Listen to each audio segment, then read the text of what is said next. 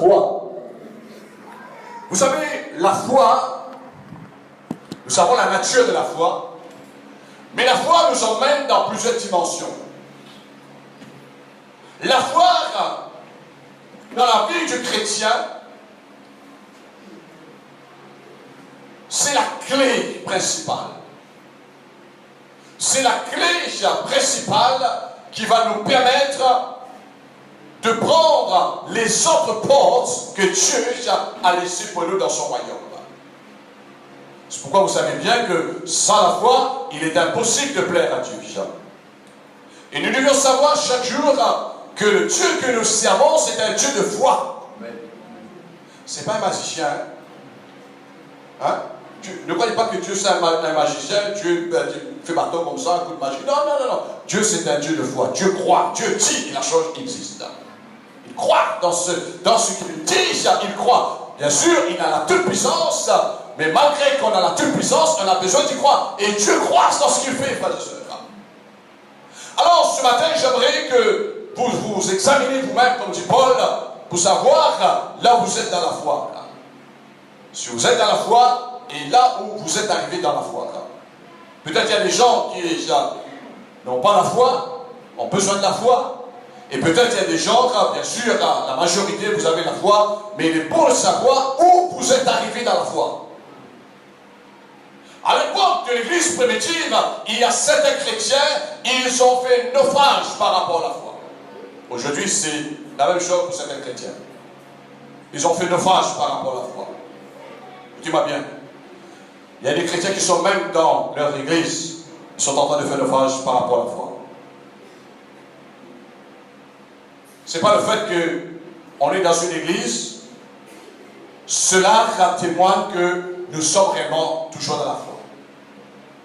Quand ils sont dans l'église, ils sont dans un programme, et quand ils sont en dehors de l'église, ils n'ont plus un langage de la foi, ils ne vivent plus par la foi. Ça existe, ça existait, ça existe toujours. Alors la foi que tu as en toi, mon frère, ma soeur, est-ce que tu es conscient que tu as la foi en toi? Réalise un moment. Est-ce que tu es conscient que tu as la foi en toi? Est-ce que tu es conscient que cette foi-là, tu n'avais pas avant de connaître Dieu, mais lorsque tu as entendu la parole de la foi, cette parole de la foi est venue dans ton cœur. Est-ce que tu étais toujours conscient que la parole de la foi est en toi et que la foi est toujours en toi? Qu'importe la maturité, mais la foi est en toi. Cette foi est là? Vous êtes conscient? Si tu es conscient que la foi est en toi, Dieu m'a donné un message pour vous. Il faut défendre cette foi-là. Pas le foie. Hein? Quoi qu'il faut protéger aussi votre foi. Hein? Pas prendre trop d'épices, ou bien prendre de l'alcool, tout cela, ça va tuer votre foi. Mais il faut protéger. Mais je parle de la foi que Dieu nous a donné, le sixième sens, dans le spirituel pour communiquer et communier avec Dieu. Cette foi-là dans ton cœur, tu dois protéger cette foi-là. Tu dois défendre cette foi-là. Il y a des chrétiens qui défendent le bistec, c'est-à-dire leur religion. Il y a des chrétiens qui défendent un homme. Il y a des chrétiens qui sont là pour défendre un honneur quelconque, mais ils n'arrivent pas à défendre la foi qui est en eux. Alors j'aimerais ce matin vous emmener à la parole. Dans Romains chapitre 14, verset 22. Défendre la foi qui est en toi, la foi que tu as en Dieu. Tu dois défendre cette foi-là. Tu dois protéger cette foi-là. Alléluia.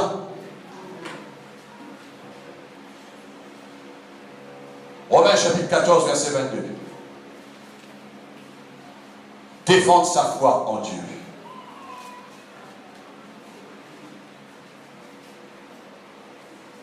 Vous savez, quand le Saint-Esprit me donne un message, une pensée dans la prière, je vais dans la parole directe.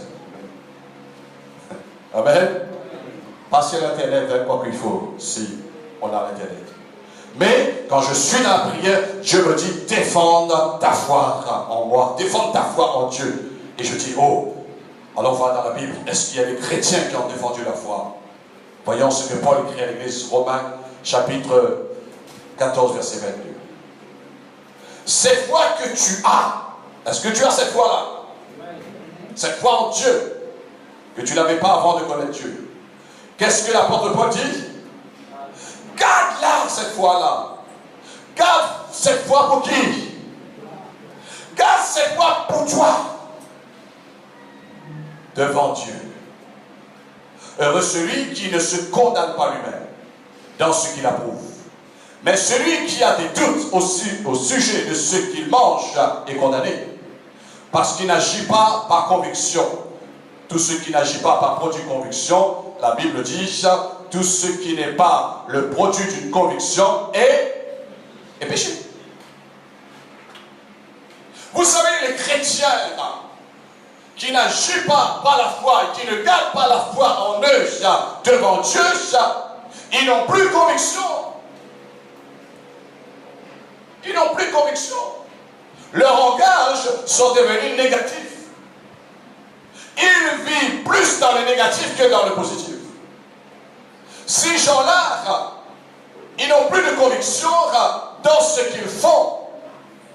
Ils n'ont plus de conviction lorsqu'ils prient, lorsqu'ils louent Dieu. Ils n'ont plus de conviction dans la vie quotidienne. Et la Bible dit, tout ce qui n'est pas produit de conviction est péché. Maintenant, ils pêchent, c'est normal. Le péché est devenu naturel dans leur vie. Mais avant, lorsqu'ils ont cru Dieu, ils ont accepté le Seigneur, ils ont eu la foi en Dieu, dès leur départ de la vie de conversion, il y avait une crainte respectueuse dans leur cœur. La foi, oh là là, ils avaient une foi pour transporter le montagne réellement. Ils avaient une foi en les écoutant, en le voyant dans leur démarche, peut-être pendant un mois, pendant quelques mois. C'était des gens, moi-même quand je me suis converti, frère et soeur, j'avais une foi d'un fougueux. J'étais un fonceur, jusqu'à maintenant je suis un fonceur. Mais je fonce avec sagesse, intelligence maintenant. Mais auparavant, j'ai entré partout, frères et soeurs. Ah oui!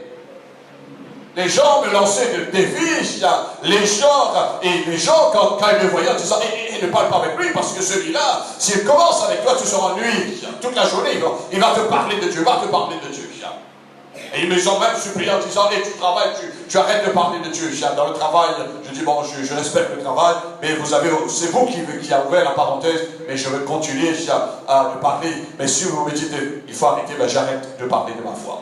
Alors Paul, à son époque, il avait écrit à l'église, dans son temps, en disant, cette foi que tu as, garde-la pour toi devant Dieu. Protège cette foi-là. J'ai une foi, 37 ans, moi.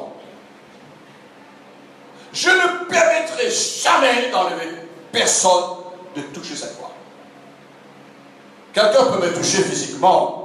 Quelqu'un peut toucher ma voiture, quelqu'un peut toucher mes vêtements, quelqu'un peut toucher ma maison, quelqu'un peut toucher, je ne sais pas, comment dire cela, toucher, je ne sais pas, autre chose dans la vie, mais ma foi en moi, je dois la protéger. Parce que si le jour où je perds cette foi, je perds mon éternité. Peu importe si je perds un peu d'argent. Que importe si je passe ceci, je passe là sur la terre, c'est pas cela qui me donne le salut, c'est pas cela qui me rend important sur la terre, mais je sais, je suis important sur la terre par ma foi. C'est par ma foi en Dieu, ce qui me donne la réputation, ce qui me donne toujours la crédibilité, comme un enfant de Dieu, parce que je continue de croire en Dieu. Malgré que les gens, ils inventent, malgré que les gens, ils vous persécutent, malgré que les gens, ils parlent forcément de vous, mais la foi en toi, personne ne pourra t'arrêter de continuer de croire en Dieu. Parle toujours, mais moi je veux continuer de croire en Dieu. C'est ça que je veux emmener avec vous ce matin, ce que Paul, il nous a révélé. Défends ta foi en Dieu. Cette foi qui est en toi, garde-la, protège-la devant Dieu. Et qu'est-ce que Paul dit dans 1 Timothée chapitre 6 verset 12? Vous allez lire chez vous. 1 Timothée chapitre 6 verset 12. Paul dit, combat le bon combat de la foi. Arrête-toi un moment. Paul, ici, ne nous interpelle pas de dire, il faut croire en Dieu. Tu crois déjà en Dieu, mais tu dois combattre pour ta foi. chrétiens aujourd'hui, frères et sœurs, excuse-moi l'expression, je n'ai pas de pensée qui vient dans mon cœur, ils font pitié. Vous savez pourquoi ils font pitié? Les gens cassent leur foi. Les gens cachent leur conviction. Ils disent non, c'est plus comme ça, il faut faire comme ça. Maintenant, tu ne peux plus comme tu faisais auparavant, mais maintenant tu fais comme moi je te dis ça. Quoi, c'est ça, c'est la sorcellerie, ça. Mais la foi en Dieu vient de la parole. On fait ce que Dieu nous a appris à travers sa parole. Moi, je fais ce que Dieu m'a appris à travers sa parole. Si un pasteur demain arrive, si un prophète demain arrive, un apôtre arrive demain, il dit quelque chose qui est au contraire de ce que Dieu m'a demandé de faire, je dis stop. Et stop. Je respecte ton autorité, mais je respecte l'autorité suprême, la parole de Dieu. Ma foi est là-dedans. Vous comprenez? Alors, nous avons besoin de combattre pour notre foi. Moi, je combats pour ma foi.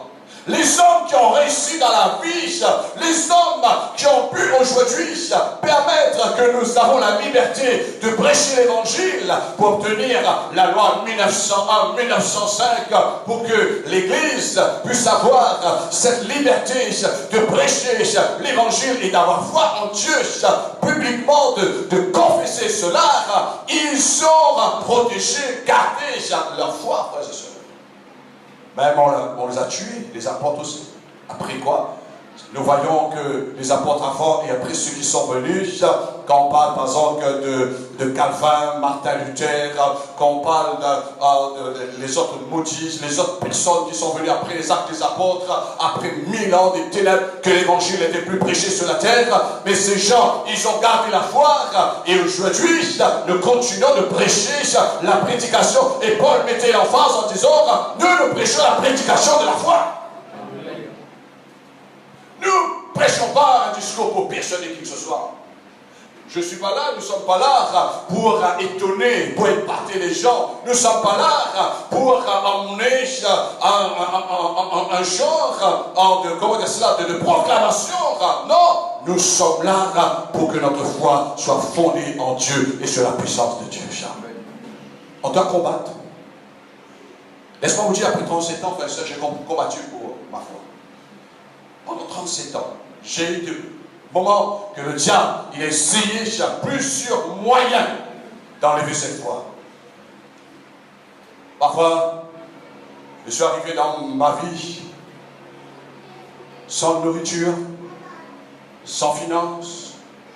Je suis arrivé dans ma vie sans travail. J'avais un foyer, j'avais une famille à soigner. Je suis arrivé dans le ministère après quoi, avec toutes sortes de problèmes. J'ai connu toutes sortes de dettes concernant les gens de l'Église pour le travail, pour l'œuvre de Dieu.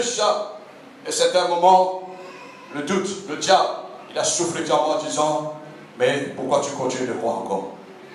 Pourquoi tu continues de croire encore? Mais je remercie le Seigneur. Il y a un homme de Dieu m'a encouragé. Un homme de Dieu. Cet homme s'appelle Job. Job a dit dans son épreuve, malgré qu'on va me tuer, je veux continuer de croire en Dieu. Malgré qu'on va me tuer. Pas que je suis privé de la nourriture, pas que je suis privé de l'argent, pas que je suis privé de ceci, cela, dans les choses matérielles. Même si je meurs, je veux continuer de croire en Dieu. Ça, c'est quelqu'un qui défend sa foi. Ça, c'est quelqu'un qui a compris. Et lorsque je me suis tombé sur ce verset dans le livre de Job, frères et sœurs, je ne vous explique pas, ça a emmené l'explosion dans mon cœur. Et Paul était un homme déterminé dans sa foi. Et tellement il était déterminé dans sa foi, vous savez qu'est-ce qu'il a déclaré, qu'il a confessé? Il a dit, je sais en qui j'ai cru. Ah. Est-ce que vous entendez les chrétiens parler comme ça à la réunion? Hein? Est-ce qu'on entend beaucoup? Non. Vous allez entendre les chrétiens disant, tu sais, aujourd'hui, dans l'église, il y a ça, aujourd'hui, il y a problème, aujourd'hui, il y a patati, il y a patata, mais jamais, et dans le temps de Paul, il n'y avait pas de problème. pire. Pas la parole pire, hein? Pire. I-R-E-S. Il y avait le pire dans le temps des actes des apôtres. Alors, Paul dit, je sais en qui j'ai cru. C'est-à-dire, pour que Paul déclare, il a accepté, il a cru en Dieu, il a vu ce que Dieu a fait dans sa vie. C'était pas un homme, c'est Dieu qui a changé sa vie. C'est Dieu qui a frappé par la puissance sur le chemin de Damas. C'est le Seigneur qui a ouvert ses yeux. C'est le Seigneur qui a changé son cœur, rempli de violence, rempli de haine contre les chrétiens, rempli de haine contre l'œuvre de Dieu. C'est Dieu qui a changé sa vie. Et c'est Dieu qui a fait grâce à Paul, qui a eu miséricorde pour Paul. Et Paul dit, je sais en qui j'ai cru. Ça, c'est un homme déterminé. Je sais en qui j'ai cru. Demain, peut-être, en disant, pasteur, moi, je sais en qui j'ai cru. Moi, j'ai vu des gens, je vous parle parce que j'étais exposé à ça, en disant, pasteur, on te propose un étang, on te donne telle somme d'argent, maintenant, est-ce que tu vas accepter de faire telle chose pour nous? Je dis non. Parce que moi, ma foi n'est pas dans l'argent. Ma foi est dans le Dieu vivant. C'est lui qui est ma source. Il y a des gens qui sont venus m'en proposer, même quand j'étais sport, dans le niveau, c'est-à-dire dans le domaine du sport, ils sont venus en disant, même si tu ne joues pas, j'étais encore plus jeune à cette époque, j'avais peut-être 22 ans, 23 ans, en disant, mais même si tu ne veux plus jouer, mais tu vas être l'entraîneur, tu vas donner tes conseils, tu vas donner les expériences que tu as déjà acquises. Je dis non, ma foi est en Dieu, je prends une décision, maintenant je mets ma confiance en Dieu, je vais servir Dieu, je vais aimer Dieu, je vais faire tout pour la gloire de Dieu.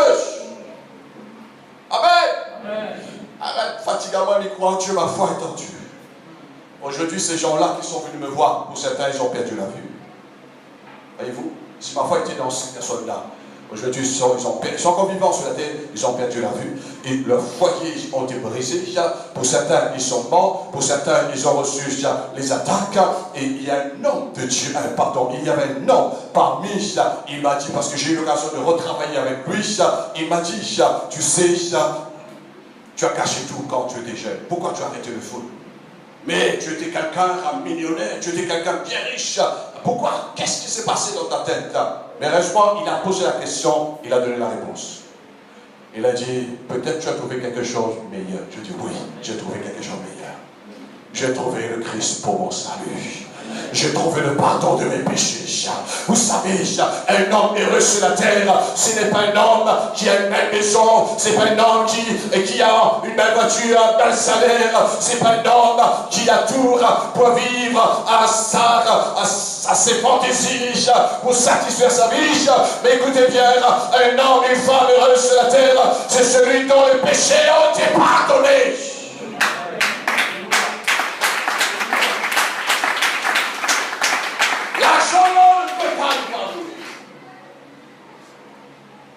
La Bible dit heureux celui dont le péché a été remis, lequel Dieu n'impute pas cette personne selon ses péchés, ses iniquités. On est heureux.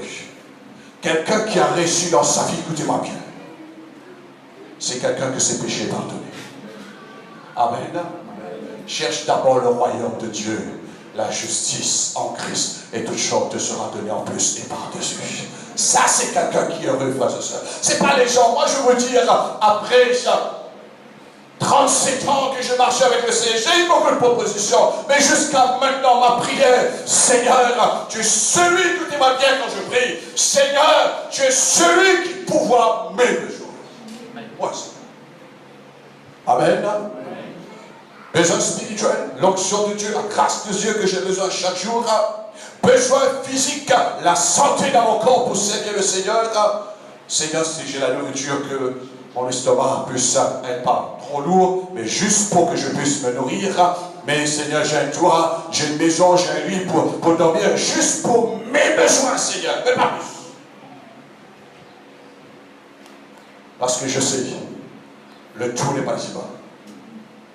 Le tout est là-haut dans le ciel. Amen. Je ne vais pas la voler, je ne sais pas. Hein? Je sais pas, il y a une compétition, concurrence, mais là-haut, frères et sœurs, c'est la félicité. Alors Paul dit, je sais en qui j'ai cru. Ce matin, mon frère, ma soeur, ne laisse personne t'intimider dans ta conviction.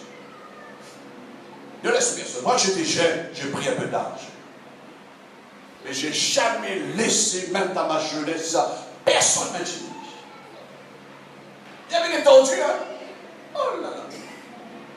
Ah, moi, j'ai vu des chrétiens, frères et sœurs, ils venaient dans le culte, et pendant le culte, dans les réunions, on est en train de chanter, de prier. Pendant la prédication, il y avait des frères anciens qui étaient un peu âgés, ils portaient des chapeaux, et ils jouaient. Ils prenaient par exemple, André portait le chapeau, et une fois je lui trappe le chapeau, André, glisse sur la scène, et il y avait un ça. Et on vient avec nous ça. Moi, j'ai vécu ça, j'ai vu cela. J'ai vu des frères et sœurs. Pendant qu'on écoutait la parole de Dieu, il y a des frères qui passaient une gifle à la tête derrière comme ça. Et quand le frère retournait derrière, il dit, c'est qui ça? J'ai vu des rigolos, frères et sœurs. C'est pour ça que Dieu m'a donné aujourd'hui. Les gens ne peuvent pas jouer un petit rigolo avec moi. J'ai vu des rigolos. Et quand j'ai vu ça dans l'église, je remercie le Seigneur pour la sagesse qu'il m'a donnée. Je dis, la semaine prochaine, moi je ne veux plus m'asseoir dans ce rang-là. Je veux m'asseoir en bas. Parce que dans ce rang-là, il n'y a personne qui prie, il n'y a personne qui chante, il n'y a que des malicieux. Peut-être, frère, quand j'ai la donné un petit peu ça aussi. Et c'est qu'est-ce que je parle. Voyez-vous? Alors, on ne doit pas laisser personne de nous intimider. Parce que si on rentre dans ce jeu-là, tu ne seras plus consacré pour louer, pour servir le Seigneur convenablement. Il y a des gens, frères et sœurs, il y a des gens qui sont venus même me lancer des défis chez moi, devant ma porte. Non, tu fais comme ça, tu fais comme ça, tu fais comme ça. Et dans mon cœur, je dis, qui tu es, toi, pour me parler ici? Qui tu es, toi? Mon papa qui est dans le ciel ne me parle pas comme ça. Mais toi, qui tu es, toi? Et comme dit Paul, qui es-tu, toi, qui juges? Je ne sais pas, toi qui juges, tu condamnes les autres. Alors, là, j'ai compris. Ma foi a été consolidée. Ma foi a été renforcée. Ma foi est devenue plus robuste. Et certaines personnes, certains moments, ils ont dit, et restent leur propre bouche en confession, en disant, toi, tu crois vraiment en Dieu, toi tu as la foi. Je dis, peut-être si tu dis. Tu vois, mais j'ai lancé des fleurs. Mais si tu dis que j'ai la foi, tu vois, qu'un autre de nous. Mais au fond de moi-même, je dis, c'est à la foi le vol, pardon. Prends des 3 fleurs, devant la porte ouverte. Tu vois, par là, il y a des animaux, pense animaux sauvés, mais la foi là, ça ne touche pas ça. Alors, dans le psaume 45 que je vais lire pour vous, on va lire ensemble sur les biens. Ne laissez personne de vous intimider dans votre foi. Et pour le psaume 45, au verset 4. Le psaume 45, verset 4.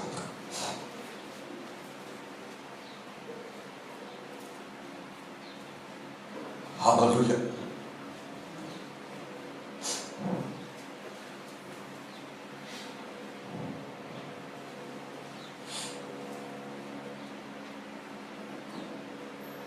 Vous avez trouvé le psaume 45, verset 4.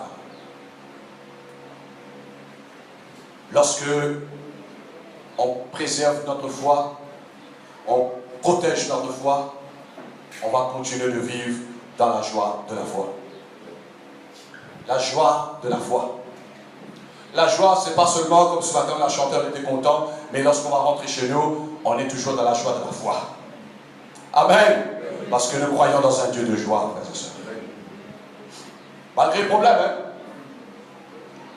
Vaillant guerrier, vaillant héros, ceint ton épée, la parole de Dieu. Ta parure et ta gloire, oui, ta gloire. Sois vainqueur, monte sur ton char, défends la vérité, la douceur et la justice. Et que ta droite se signale par des merveilles exploits. Tes flèches sont aiguës. Des peuples tomberont sous toi. Elles perceront le cœur des ennemis et du roi. Amen. Le verset qui nous intéresse, au verset 4. Le Seigneur nous appelle vaillants guerriers. C'est la foi. Vous savez, dans l'Épître aux Hébreux, chapitre 11, comme titre, il est écrit « Les vaillants héros dans la foi ». Je pose une question aujourd'hui. Est-ce qu'on trouve beaucoup des vaillants héros dans la foi à l'île de la Réunion? Dis-moi, frères et sœurs. Non. Vous savez pourquoi?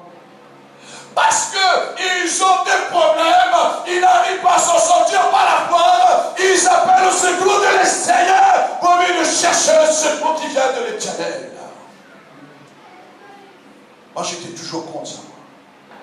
Un jour, il y avait un homme de Dieu, il a prêché en disant, Béné il a le Saint-Esprit, Béné, il a la parole de Dieu. Mais nous, qu'est-ce que nous avons ici, nous, s'il vous plaît? Dis-moi, qu'est-ce que vous avez ici? On a la religion? Hein? Qu'est-ce qu'on a ici, nous? Et voilà, quand cet homme de Dieu, il a apporté un enseignement, et les pasteurs qui étaient là, ils ont ouvert les yeux en disant, mais c'est vrai, nous sommes en train de ne rendre plus Dieu ridicule, mais nous avons la foi en nous. Amen. Si je suis là, je combattu contre les principautés, contre les dominations, contre les autorités, ce n'est pas de l'extérieur, c'est ma foi en Christ qui a triomphé. Amen. Si vous êtes là, ce n'est pas à l'extérieur, c'est à l'intérieur de vous. Mon juste vivra par sa foi. L'extérieur, frères et sœurs, je ne suis pas moi, je parle à l'extérieur, mais ceux qui ont combattu avec Maurice, je connais ces hommes-là, moi. Vous savez ce qu'un jour, le pasteur Neil m'a dit? Le Seigneur lui a élevé au milieu des hindous. Pas comme ça, les hindous, nous-mêmes on est partis le soir, ils ouvraient leur temple pour faire des cérémonies contre les fidèles, c'est-à-dire les fidèles hindous qui sont devenus chrétiens. Et ils faisaient des fausses prières. Le pasteur lui m'a emmené il y a quelques années en disant, regarde, en ce moment, ils sont mécontents parce qu'il y a leurs fidèles qui sont en train de devenir chrétiens. Et ils avaient la haine, la méchanceté. Mais les autorités étaient là, ils ne pouvaient pas se bagarrer physiquement, mais ils ont joué dans le spirituel là. Mais le pasteur m'a dit, tu sais, pasteur Julien, ce que nous résistons dans ce milieu là où il y a beaucoup des hindous, parce que dans son église il y a beaucoup des hindous. Il a dit, si nous résistons parmi ces principautés, ces dominations, ces autorités, parce que nous avons une équipe des frères, nous avons une équipe des anciens, ce sont des hommes, ce sont des femmes de foi, nous luttons, nous combattons et nous gagnons du terrain. Le ministère qui vient de l'extérieur, il vient encourager l'église. Il vient renforcer l'église. Il vient bénir l'église. Il vient motiver l'église. Mais il retourne dans le pays. Mais c'est nous qui combattons chaque jour. Par notre foi. Amen. Il y a des chrétiens qui ont tombé dans l'île de la Réunion. Vous savez pourquoi? Parce qu'ils ont mis leur foi dans l'extérieur. Mais notre foi est dans le Dieu vivant et vrai. Qu'est-ce que Paul dit? Cette foi que tu as en toi, garde-la. Garde cette foi-là. Parce que le jour où on perd cette foi, on perd notre propre conviction. Quand vous avez chacun d'entre nous, nous avons une conviction, la manière qu'on vous priez, et vous voyez Dieu agir, frères et sœurs. Pour certains, quand vous priez, Dieu vous donne l'inspiration, la direction. Vous avez une façon de formuler votre prière. Vous avez une façon que l'Esprit Saint vous dirige de prier de telle manière, de telle façon qu'on peut dire toutes sortes de prières. Vous avez la conviction, la manière que vous priez. Avez-vous déjà entendu les pasteurs qui avaient dit, manière de prier n'est pas bon. Change de manière de prier. Moi j'ai rencontré cela. Il y a quelqu'un, vous avez vu peut-être en disant non, l'oxodule on ne fait pas comme ça. L'oxodule on fait comme ça. On t'a dit travaille pas sur son réveillon. C'était ici, ça, je dis mon coco, tu viens d'arriver dans le ministère. Moi, j'ai vu des hommes de foi devant moi. J'ai vu des missionnaires devant moi. J'ai vu des hommes de Dieu qui ont établi les églises. Mais toi, tu es arrivé. Moi, j'ai vu ces hommes-là. J'ai pris le chemin de la foi qui m'emmenait dedans. Mais toi, tu veux me montrer un autre chemin? Je dis non. C'est ma conviction. Et ma conviction, c'est qui me rassure. Lorsque j'ai pratiqué l'onction de Dieu de cette manière, le résultat était là. Et toi, tu veux casser ça? Tu veux casser ma foi? Et qu'est-ce qu'il veut faire? Casse ta foi, pendez sa doctrine. C'est ça, Paul dit, garde la foi qui est en toi. Amen. La foi est plus précieuse que l'or périssable. Alors, je termine pour vous dire, voyons guerrier, serre ton épée. Prends la parole qui est l'épée de l'esprit. Prends ta parure et la gloire dans la présence de Dieu. Prends la hauteur dans la lumière de Dieu.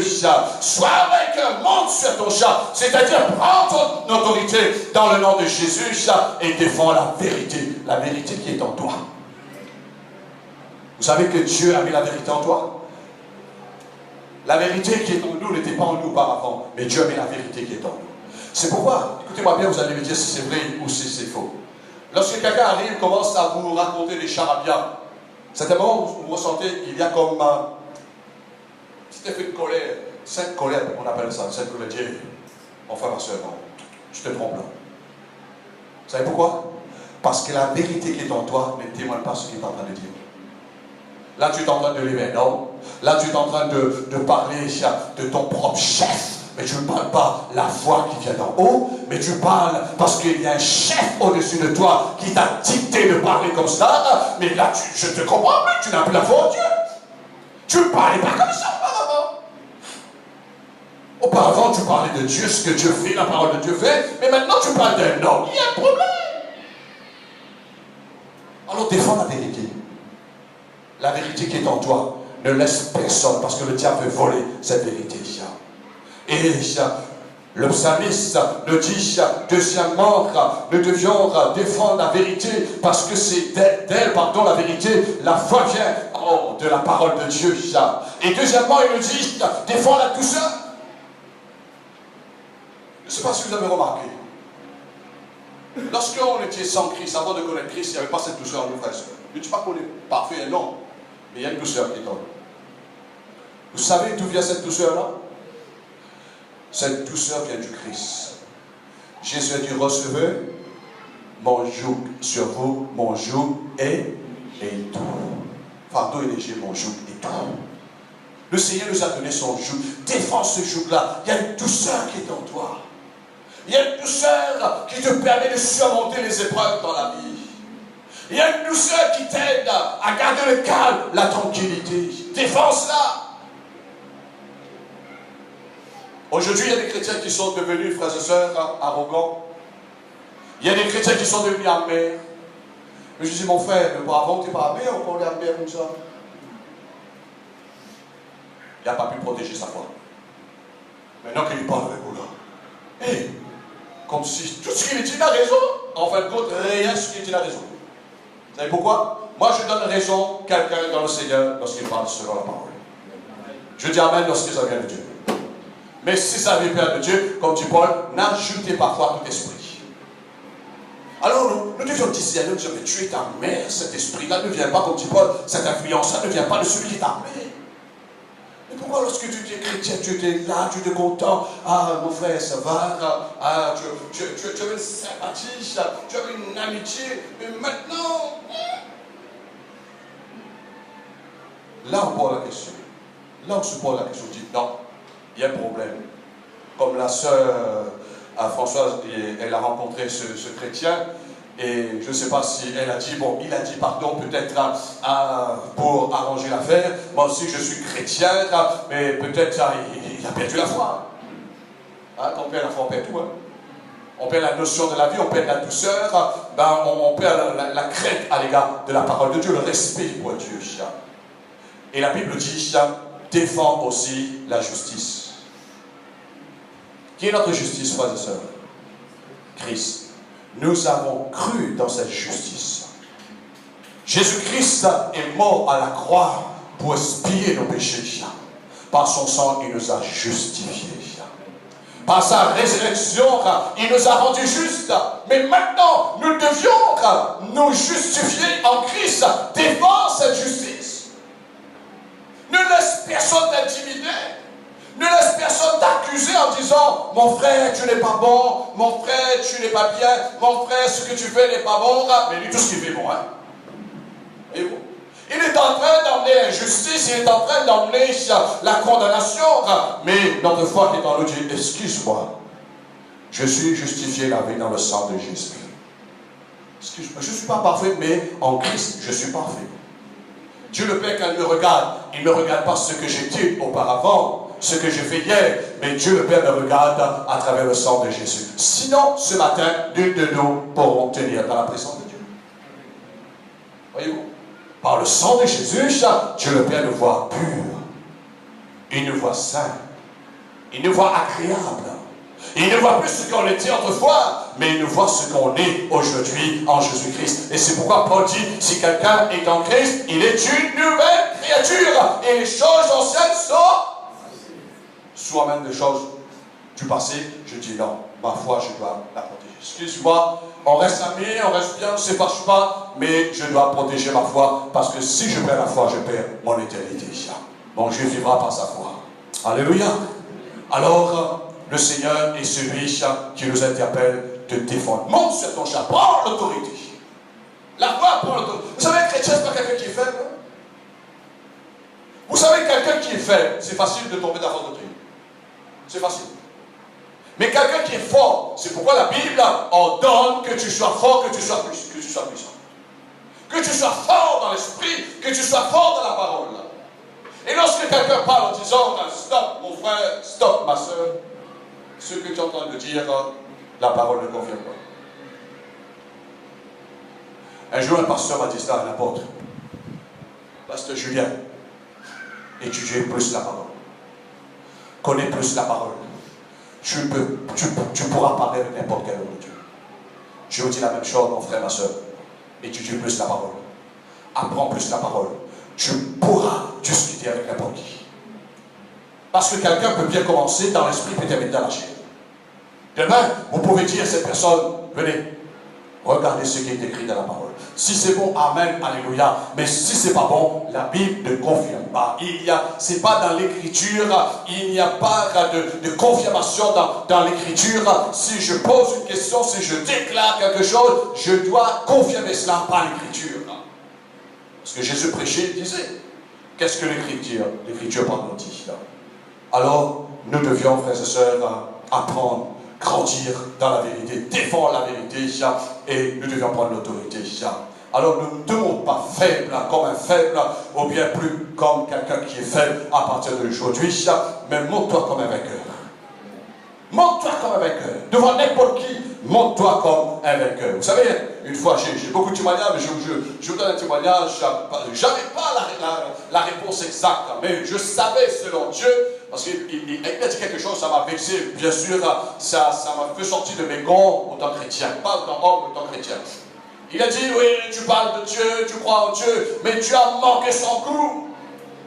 Quand il a dit cela, là, je commençais à changer de couleur. Et c'était dans le travail. Je dis, qu'est-ce que tu dis? Tu as manqué son coup. Mais pourquoi, si Dieu savait que Ève, il est Dieu, connaît toutes choses, que Ève, Adam par tes péchés, mais pourquoi Dieu les a laissés, pourquoi Dieu les a créés? Et regarde aujourd'hui dans quelle situation nous sommes. Il a accusé Dieu. Je dis non. Tu parles comme cela, mais tu ne sais pas ce que tu es en train de dire. Je n'avais pas la référence parce qu'aucun pasteur m'avait donné à cette époque, aucun pasteur m'avait enseigné, mais j'ai compris après quoi, c'est pourquoi je vous dis qu'il faut étudier la parole. J'ai étudié la parole et là j'ai compris la réponse exacte qu'il fallait le dire. Mais à l'attendant, je dis je vais lui donner un calmant avant de lui donner une bonne piqûre avec la parole. Je vais lui donner un petit cachet d'afalgan pour calmer sa douleur. Je dis, écoutez-moi, mais excusez-moi parce qu'on parle comme ça de Dieu, on connaît un petit travail. Et pour la parole, tu veux dire ça. Alors comme tu m'abailles. Vous connaissez Dieu qui est en train de parler de Dieu quand Dieu mange son cou. Mais Dieu, vous êtes en train de forcer Dieu, vous êtes en train de blasphémer Dieu. Mais ça a marché. Le lendemain matin, quand il est retourné au travail, il m'a dit, hey, viens un petit coup, hein. Je lui dis, qu'est-ce qu'il y a? Et parole l'autre, il a dit, moi, son pareil sommeil. Je dis, ah bon, pareil sommeil? Pourquoi? Il est vrai, il m'a mal parlé contre Dieu. Je dis, bien sûr, il m'a mal parlé contre Dieu. Tu vas manquer son coup, jamais Dieu va manquer son coup. Mais après, j'ai trouvé la réponse. La réponse, c'est que Dieu a créé l'homme avec le pouvoir de la liberté de choisir. Et Dieu avait averti l'homme de faire attention de ne pas manger l'arbre de la connaissance du bien et du mal. Mais l'homme a fait un mauvais choix. Mais ce n'est pas Dieu qui a manqué son coup. Voyez-vous? Parfois, vous pouvez tomber, même avec un chrétien tendu, frère de soeur. Ah oui? Moi, j'ai connu les chrétiens qui parlaient en langue. J'ai même marché avec lui. Il parlait lui-même en langue. Il portait les dons spirituels. Et après, il blasphémait les paroles en langue. Eh oui, il blasphémait, je vais y avoir un problème. Et il critiquait les gens qui parlaient en langue. Mais moi je dis, ce que tu es en train de faire, j'étais obligé de prendre le taureau par les cornes. Et Dieu lui dit, non, tu arrêtes. Non, ça tu arrêtes, c'est pas la vérité. Parce que l'apôtre Paul même dit, n'a empêché personne de parler en langue. Jésus a parlé, vous allez parler de nouvelles langues. C'est pas toi, mon coco. C'est pas toi. Vous comprenez, frère et soeur? Il faut te défendre. Si vous allez être intimidé, ah, peut-être il a raison. Le diable, oui, il a raison. On parle que la langue peut édifier ou de bien faire. Ne tombez pas. Ne perdez pas votre conviction, frères et sœurs. Amen.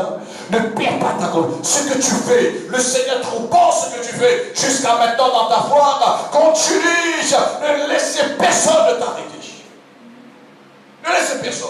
Moi, les gens m'ont dit, ah, Pasteur Julien, quel problème. Ça, c'était la fleur. En disant, Pasteur Julien, mais tu sais, quand tu prêches, là, c'est pas vous, hein, ça fait des années, moi 20 ans. Et c'était un frère. Il disait que tu prêches, là, ah, tu parles fort, là, tu as de l'organe, mais tu n'as pas peur un jour que ta voix se bloque, tu perds la voix. Je dis non, je crois en Dieu. C'est Dieu qui me donne la force de prêcher la parole de Dieu. Ça pas beaucoup, j'aime ça. Vous êtes là? Hé, il ne faut pas être des faibles. Hein? Si vous allez dire, oui, ma soeur, oui, moi je suis pas avec ça. Ah, on a vu, maladie à ça.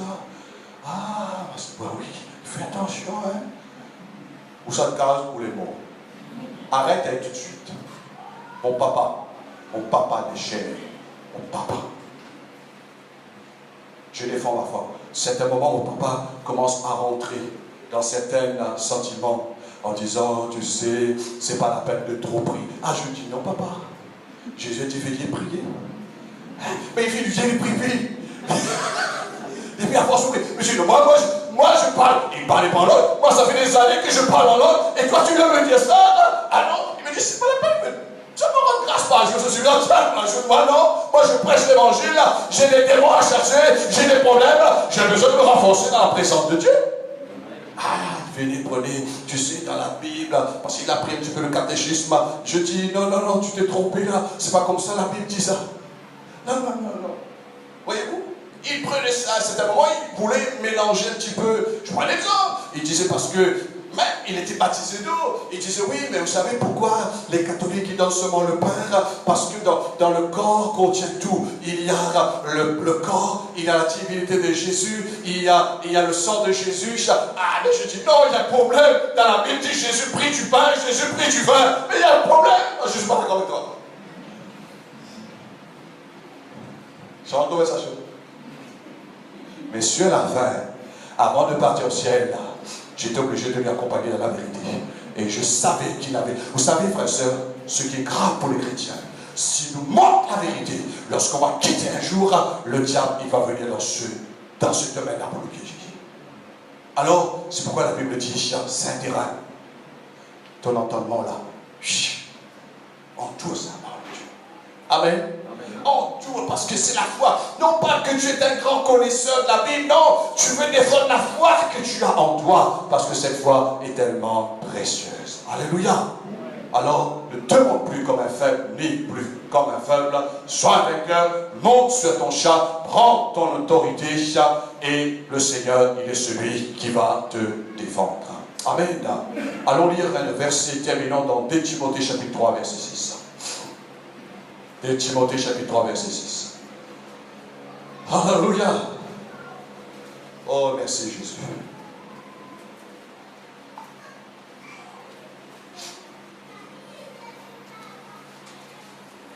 N'oublie jamais que la vie chrétienne a commencé dans la foi. La vie chrétienne s'achève dans la foi. Et la vie chrétienne va continuer. Nous terminons sur la terre dans la foi, frères et sœurs. Amen. Il faut toujours la foi. Si on perd ça, c'est fini. Moi, j'ai gardé ma conviction.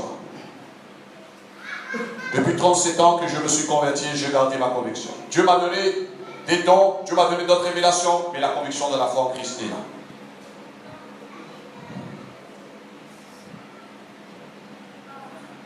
Alléluia. Parce que tellement il y a des gens qui n'ont pas gardé leur foi. Hein, si un homme de Dieu sort de l'extérieur, vient ici à l'île de la Réunion, ça me fait rire parfois. Eh bien, j'ai dit, marche pareil. Vous parfois, la foi était lui-même. Hein? Là, c'est Julien. Bon, tu vois, c'est un rayonné, etc. Quelqu'un soit dans l'Américain, il passe comme ça, il est chez moi. Et il sait parler anglais ici, il parle français seulement. Mais ici, il parle du français avec vous, parce que de où qu'il soit, il parle anglais. Aïe, papa. Ça, on part comme ça. C'est l'imitation, frère et sœur. On est des enfants de Dieu. Amen. On est des enfants de Dieu. On a la tête sur les épaules. 2 Timothée, chapitre 3, verset 6. Nous lisons.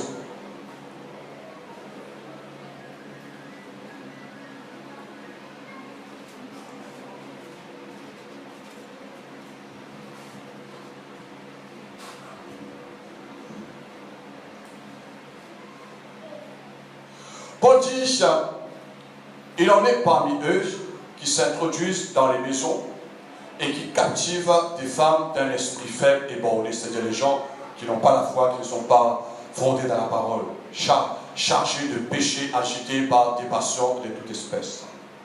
Apprenant toujours et ne pouvant jamais arriver à la connaissance de la vérité. Ils ne veulent pas. Et de même à cette époque, que Paul parle l'exemple de Moïse, qu'il a eu à combattre, à faire ces hommes qui marchaient loin de la vérité. De même que Janès et Jambres s'opposèrent à Moïse. De même, ces hommes s'opposent à la vérité, étant corrompus d'entendement, réprouvés en ce qui concerne la foi. Mais ils ne feront pas de plus grand progrès, car leur folie sera manifeste pour tous, comme le fut celle des 2 hommes, c'est-à-dire Janès et Jambres. Pour toi, Timothée, tu as suivi de près mon enseignement, ma conduite, mes résolutions, et surtout ma foi, ma douceur, ma charité, ma constance, résistance, mes persécutions, mes souffrances. Auxquelles souffrances n'ai-je pas été exposé à Antioche, à Icône, à Lystre?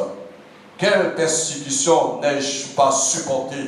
Et le Seigneur m'a délivré de tout. Amen. Frères et sœurs, c'est triste. Et je dis, quelque part, ça fait pitié. Ce qui se passe dans le monde, je suis conscient. Parfois, je dis, Seigneur, c'est vrai que je suis engagé dans le ministère, mais j'ai envie d'aider mon pays dans les crimes qui viennent de se passer cette semaine. Parce que j'écoute les hommes qui représentent l'autorité dans l'île, ils n'ont pas les vérités acquises. Mais je dis, Seigneur, moi j'ai la vérité de la parole, je peux aider ces gens. Vous savez, chacun, la Bible dit, est esclave de ce qui a triomphé de lui. Si on est victime d'un péché, il y a une loi à côté, il y a des lois. Et les lois qu'on met ensemble, ça ne résout pas les problèmes. Parce que les lois, sont faites pour les méchants. Ça veut dire s'il y a des lois, il y aura toujours les méchants. Voyez-vous? Mais j'ai des propositions à soumettre. Je dis avec mon épouse, quand Dieu va m'accorder la grâce de rencontrer un député dans l'île de la Réunion, un homme qui représente, qui vote pour les lois à l'île de la Réunion, je veux le soumettre ce que le principe biblique, le principe de la parole, pour protéger notre nation. Notre pays souffre, frères et sœurs. On ne sait pas qui sera le prochain victime. Mais Dieu m'a dit, enseigne l'Église, protège l'Église. Il y a des familles. Et ce matin, lorsque j'étais en train de prier, le Seigneur dit, chaque famille de l'Église, pensez à l'avenir de vos enfants. Donnez vos enfants un bon avenir. Donnez vos enfants une bonne éducation. Moi, je vous parle autant père de 4 enfants. Je vous parle aussi autant grand-père de 3 ou 10 enfants. Je donne les éducations. Je les transmets ce qu'il faut faire. Je les protège. Parce que je sais que notre société, excuse-moi, l'expression est pourrie. La corruption. Les gens s'en fichent. Les gens qui meurent, pourvu business, business, business. Et business ne résout pas les problèmes. Alors l'Église est la lumière dans ce monde. N'est-ce pas vrai? L'Église est là pour donner modèle. L'Église est là pour donner l'exemple. Pour protéger ces familles qui sont victimes. Pourquoi je parle comme ça? Parce que je sors aussi dans une famille qui n'était pas rose. Je sors dans une famille qu'on a connu le pire aussi. Mais Dieu nous a choisis, Dieu nous a sauvés, et maintenant je dois enseigner la connaissance de la parole de Dieu. Il y a des gens qui sont faibles, frères et sœurs. Il y a des gens qui sont faciles. Il y a des gens qui sont naïfs. Il y a des gens, on peut les accaparer facilement. On peut le prendre, on peut le tromper. Et après, il y a le pire qui arrive par derrière. On dit, hélas, mais pourquoi il est parti là-bas? Mais manque de connaissance, manque d'instruction. La parole de Dieu est là pour nous protéger, frères et sœurs. La foi qui est en toi est là pour te protéger de tout mal. La foi nous fait toujours triompher. Alors, qu'est-ce qui se passe dans la chrétienté? Le monde, je viens de vous parler quelques instants. Qu'est-ce qui se passe dans l'église? Il y a des gens, ils voient des personnes qui sont faibles de la connaissance. Et ils tapent le pouls. Ils tapent le pouls. Ils voient que ces gens-là, dans la parole, ils sont nuls. Ils voient que ces gens dans la parole ne comprennent pas grand-chose. Et puis, ils accaparent ces gens-là. C'est passé à l'époque de l'église primitive. Il y a des gens qui s'introduisent dans les maisons. Ils chargent le cerveau de ces personnes-là. Ils étouffent ces gens avec toutes sortes de paroles négatives. Vaut mieux d'apporter une parole de bénédiction. De mieux de prier pour ces gens. Vaut mieux d'encourager ces gens-là. Ils viennent, ils enfoncent ces personnes avec leur doctrine. Et qu'est-ce qu'on fait? Et là, c'est triste. On laisse ces personnes-là livrer à eux-mêmes. Et quand vous voyez après, ces gens-là, qu'est-ce qu'ils font? Ils ne vont pas rester là. Ils ne vont pas revenir sur le terrain. Ils vont abandonner. Ce sont des mercenaires. Ils vont abandonner. Ils vont délaisser. Et là, lorsqu'ils vont abandonner, délaisser, ce n'est pas seulement une personne, mais c'est une famille avec les enfants qui sont derrière. C'est cela. Un pasteur dans l'église est là pour protéger le troupeau. Je ne suis pas là seulement pour dire que je suis un pasteur. Je ne suis pas là seulement pour vous prêcher. Je ne suis pas là pour prendre votre temps, frères et sœurs, chaque réunion. Mais je suis là pour vous instruire dans le Seigneur, pour que vous protégiez votre foi. J'ai pu protéger les enfants. J'ai donné l'éducation. Et je sais si un jour je vais quitter la terre, ils vont avoir les instructions de la parole de Dieu. Posons-nous la question, est-ce que tous les chrétiens, ils ont toutes les instructions du Seigneur? Il y a trop de manipulation, frères et sœurs. Moi, je suis en colère pour ça. Il y a trop de gens qui manipulent les gens, qui jouent avec le système, le cerveau des personnes, qui promettent les gens. Oh, Dieu même ne promet pas des choses, oh frères et sœurs, que eux-mêmes ils promettent. Il promet. Oui, si tu viens avec nous, tu seras comme ça. C'est sec, hein? Quand on dit quelqu'un, si tu viens avec nous, dis-moi, frères et sœurs, dis-moi, quelqu'un, demandez, même les personnes qui ne sont pas là, allez demander quiconque que j'ai déjà dit derrière ce pupitre, ou bien dans votre maison, si tu viens avec moi, si tu viens avec nous. Non, c'est pas l'évangile, ça. Si tu viens au Seigneur. Amen. Si tu viens à Christ, si tu mets ta foi en Jésus, si tu acceptes le Seigneur, celui qui croira, mais si tu ne croiras pas, je ne peux pas te forcer. Mais aujourd'hui, on promet ces gens-là, c'est nous les meilleurs, c'est nous qui va changer ta vie, c'est nous qui va faire cela, frères et sœurs, c'est seulement pour avoir prise l'emprise sur ces gens-là. Veillons, protéger votre foi. Et je termine. Aidez les autres personnes de protéger leur foi. La Bible dit, vous qui êtes forts, soutenez les faibles, aidez les faibles. Amen. Il y a encore les faibles dans l'église, frères et sœurs. Il y a encore, vous savez, je termine. En 1997, on a promis les gens qu'on est les meilleurs. On est arrivé dans l'île, je ne vais pas vous dire quel nom de cette dénomination. Ils ont passé partout dans toute l'île en disant, c'est nous les meilleurs, c'est nous qui va changer l'île, c'est nous qui va changer l'océan Indien, c'est nous qui va prendre tout, c'est nous qui va accaparer tous les âmes, c'est nous qui va emmener le réveil. Ils ont promis beaucoup de choses. Aujourd'hui, quand j'ai rencontré des gens après quelques temps, j'ai vu des familles détruites, j'ai vu des gens rebelles, j'ai vu des gens qui, je dis maintenant, ne me parlent plus de Dieu parce que je suis saturé, je suis dégoûté de votre Dieu parce qu'ils m'ont promis que Dieu va faire ceci, que Dieu va faire cela. Mais on regarde aujourd'hui ma société, regarde mon entreprise qui a coulé, regarde mes enfants, dans quel état mes enfants ils se trouvent. Regarde moi-même aujourd'hui, je suis là, je ne sais plus quoi faire. Et pourtant, ils ont promis. Ils ont promis. C'était la politique de cette église à cette époque.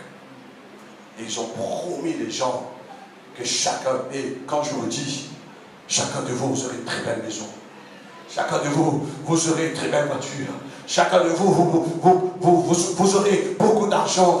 Mais seulement, emmenez tout ce que vous avez à l'église.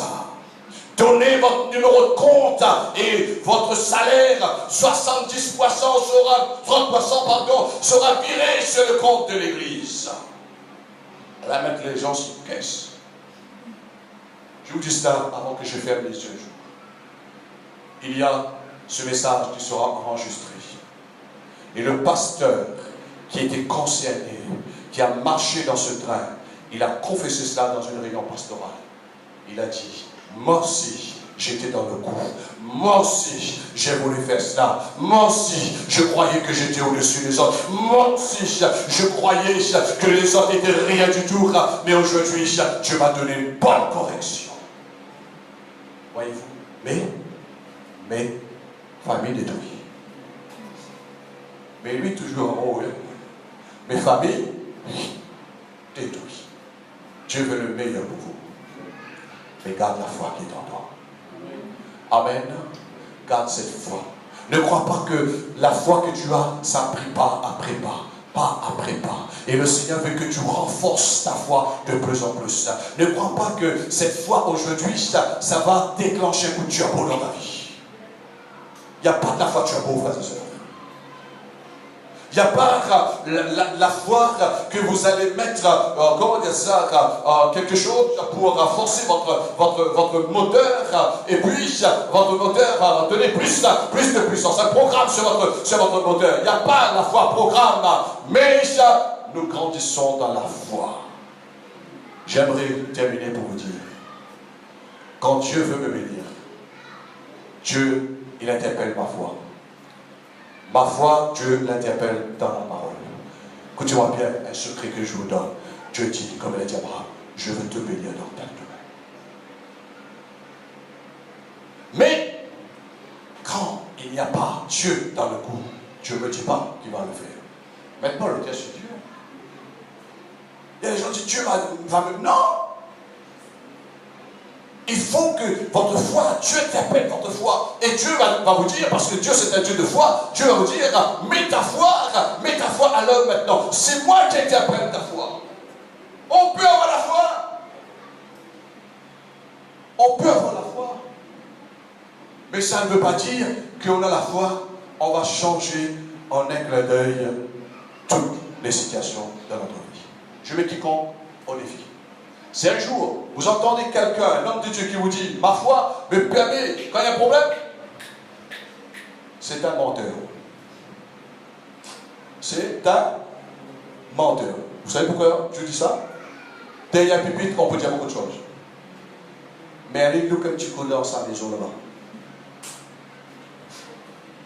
Vous allez voir si, comme ça, tout problème est solutionné. Au contraire, peut-être il y a plus de problèmes que vous.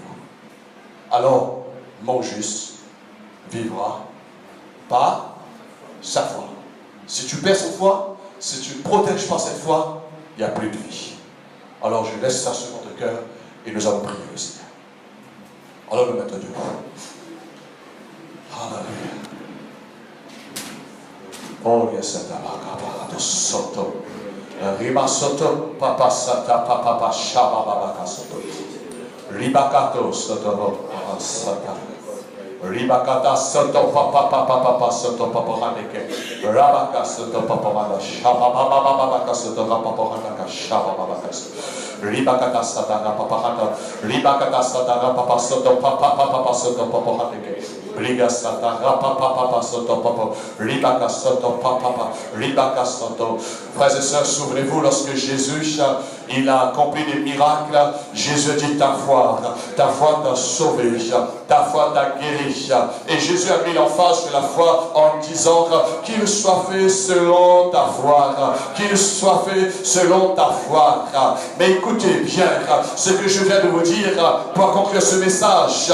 Lorsque Jésus a interpellé Pierre pour que le miracle, pour que la moisson, pour que la pêche miraculeuse puisse s'accomplir, Pierre a dit Jésus, sur ta parole, je jetterai le filet. C'est Jésus qui a donné la parole à Pierre et Pierre agit en fonction de la parole de Jésus. Alors, ta foi qui est en toi, mon frère, ma soeur, c'est une révélation que Dieu vous donne. Dieu va toujours interpeller cette foi qui est en toi lorsqu'il veut te donner quelque chose d'ouvert dans ta vie. Lorsque Dieu veut faire un miracle à nouveau dans ta vie, il va interpeller ta foi. Il va passer par ta foi. Alors protège cette foi. Lorsque Dieu veut te parler, Dieu, il va passer par cette foi. Lorsque Dieu veut te remplir de sa présence, lorsque Dieu veut te bénir, il va passer par cette foi. Souvenez-vous Abraham. Abraham qui est venu le père d'une multitude. Abraham qui a apporté la grande prospérité. La grande prospérité, la Bible dit, parce qu'Abraham crut dans ce que Dieu lui a dit, frères et sœurs. Abraham, il a gardé la foi en Dieu. C'est grâce à sa foi. Les Hébreux, le peuple d'Israël sont là aujourd'hui. Mon frère, ma soeur, c'est grâce à ta foi que tu vis. C'est grâce à ta foi que ta famille va vivre. C'est grâce à ta foi que ton pays sera sauvé. Parce que tu as cru que Jésus-Christ va venir pour libérer ce peuple à l'île de la Réunion. C'est ta foi. Alors ce matin, protège ta foi. La foi que tu as en toi, garde-la devant Dieu. Garde-la devant Dieu, mon frère. Garde-la devant Dieu, ma soeur. Ne perds pas cette foi. Père, je veux te dire merci. Je veux te dire merci pour la révélation que tu as mis dans mon cœur. Merci pour la parole de la foi que nous avons reçue. Et merci pour la parole de la foi que nous prêchons, Seigneur, dans ton Église. Merci, Seigneur, de ce que tu nous as montré. La foi que nous avons reçue, nous devions la protéger. Nous devions la garder, Seigneur Dieu, la défendre. Nous voulons, Seigneur, que cette foi ne puisse pas faire naufrage. Nous ne voulons pas laisser, Seigneur, personne nous intimider. Mais à partir d'aujourd'hui, nous voulons obéir ta parole. Nous voulons être un vaillant guerrier. Nous voulons monter sur notre char. Nous voulons prendre l'autorité que tu nous as donnée. Nous voulons défendre la vérité. Nous voulons défendre la douceur qui est en nous. Nous voulons défendre, Seigneur, ta justice qui est en nous. Afin, Dieu, que cette foi nous fait triompher, Seigneur, dans ce monde. Car ta parole déclare, à travers la bouche de l'apôtre Jean, ce qui nous fait triompher dans ce monde, c'est notre foi. La foi, Seigneur. Et je prie, Père, que cette foi puisse être renforcée dans l'Église. Que cette foi soit fortifiée. Et ma prière ce matin pour les faibles, Seigneur. Pour les gens, Seigneur, qui ont été, oh mon Dieu, victimes. Les gens qui ont été manipulés dans la maison, qui ont été séduits par des fausses doctrines. Dieu, je t'en supplie dans le nom de Jésus-Christ. Seigneur, sors-les de là. Délivre-les, Seigneur Dieu. Il y a des familles qui pleurent aujourd'hui. Il y a des familles qui sont dans les larmes, dans le chagrin, parce que la foi a été ballottée. Je laisse ce message sur votre cœur, l'Église. Priez pour ces familles aujourd'hui, demain. Pendant cette semaine, priez pour cette famille. Priez pour ces gens-là. Ils ont perdu la foi. Ils ont tiré leur foi en Dieu. Ils ont placé leur foi dans un ordre, dans un système quelconque. Alors je supplie Dieu ce matin que Dieu le retienne de là. Faites cette prière pendant cette journée. Faites cette prière pendant cette semaine pour que Dieu le libère, frères et sœurs. Qu'il retrouve la foi en Dieu. Qu'il retrouve la foi en Dieu. Et Dieu te fortifie par ce message pour que tu fortifies les faibles. Que tu relèves ceux qui sont tombés. Que tu aides les gens qui sont courbés à se redresser par la foi. La Bible dit que la foi du juste est grande et efficace devant Dieu. Ce matin, tu es juste devant Dieu parce que c'est la foi qui est en toi, qui t'a justifié. Nous ne sommes pas justifiés par la loi, mais nous sommes justifiés par la foi en Christ. Tu es juste. Et défends cette justice en toi. Défends. Au nom de Jésus-Christ. Père, nous voulons te dire merci. Nous te rendons grâce, mon Dieu, pour ta bonté, pour ta miséricorde, Seigneur. Merci pour tes compassions. Merci, Dieu, pour tout ce que tu nous as apporté ce matin dans ce culte. Et tous ensemble, nous voulons te rendre grâce, mon Dieu, avant que nous quittons ce lieu, que nous nous séparons dans la communion fraternelle. Nous voulons te bénir, Seigneur, parce que ta grâce a été là dans nos vies, Seigneur. Et nous voulons te dire merci pour tout ce que tu nous as donné, à travers la louange, à travers l'adoration, à travers la sainte scène, à travers les dons spirituels, à travers ta parole, à travers les prières, dans la communion fraternelle. Dieu soit béni, soit béni, soit béni. Et merci encore pour nos frères et sœurs qui n'ont pas pu venir ce matin, que tu vas les fortifier. Garde-les dans la foi, Seigneur, et qu'ils gardent la foi en toi, Père. Au nom de Jésus-Christ. Et maintenant, Seigneur, que ton peuple, en gardant la foi en toi, dans n'importe quelle circonstance, tu les protèges sur le chemin du retour. Et pendant toute cette semaine, Seigneur, je recommande l'Église entre tes mains, Dieu le Père. Je recommande l'Église entre tes mains, Jésus-Christ, parce que c'est toi qui as donné ta vie en rançon pour l'Église. Cher Saint-Esprit, c'est toi qui nous aides sur la terre pour faire l'œuvre du ministère. Je recommande l'Église entre tes mains, cher Saint-Esprit. Couvre-les, Seigneur, par ton sang. Couvre-les par ton onction, cher Saint-Esprit. Seigneur, place tes anges autour de chacun de tes bien-aimés. Nous te remercions, Père, au nom de Jésus-Christ. À toi toute la gloire. Et tous ensemble, disons Amen. Amen. Amen. Que le nom du Seigneur soit béni. Donc, garde la foi qui est en toi. Alléluia. Protège ta foi. Il y a le calendrier à votre disposition.